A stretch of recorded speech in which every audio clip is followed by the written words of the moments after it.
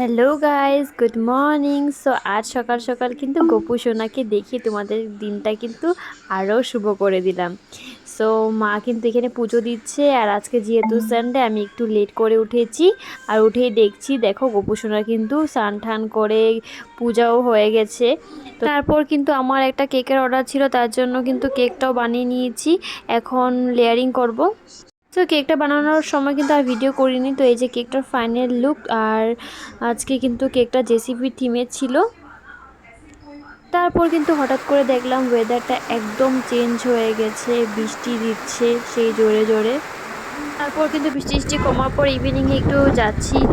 আমাদের একটা ইনভাইট ছিল, একটা ফ্রেন্ডের দোকান ওপেনিং আজকে হবে, তো সেখানেই যাচ্ছি। তো চলো ফটাফট আগে যাই।